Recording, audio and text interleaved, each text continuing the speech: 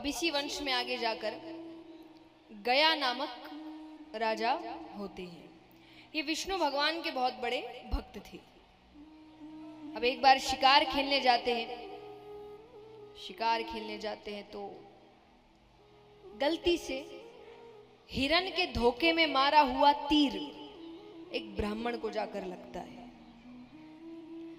तो वो मरते मरते श्राप देते हैं कि तुम राजा हो पर कार्य तुमने असुरों वाले किए हैं, तो मैं श्राप देता हूं तुम असुर योनि को ही प्राप्त हो जाओ। अब यहां पर श्राप मिलते ही पहले तो उनका शरीर बदलता है, तो उनका शरीर 5 कोस तक फैल जाता है। कितना? पर कहते हैं ना, जो भगवान के भक्त होते हैं उनकी बुद्धि जल्दी से भ्रष्ट नहीं होती।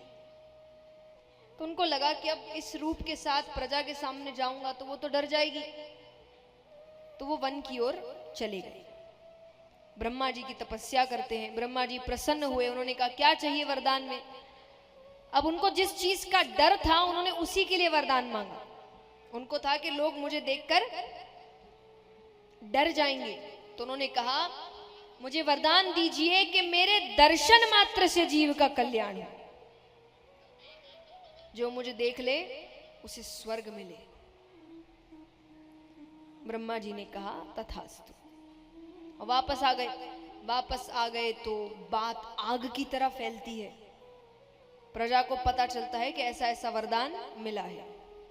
अब रोजाना उनको हजारों की संख्या में लोग देखने आ रहे हैं। पापियों की मौज थी, दर्शन कर रहे, स्वर्ग मिल रहा है। यहां नरक लोक खाली होता गया। अब संतुलन बिगड़ रहा है।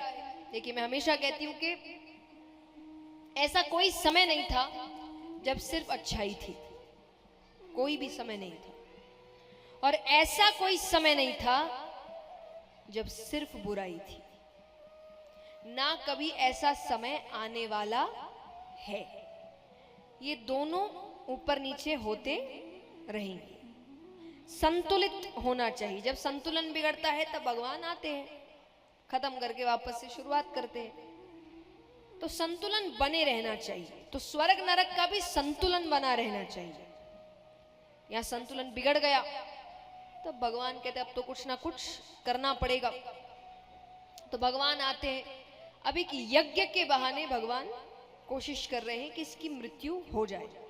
एक की वजह से सारे पापी स्वर्ग जा रहे हैं। और यहाँ तो भगवान का मारना और साधारण मरना एक नहीं होता, वो तो मोक्ष प्राप्ति है।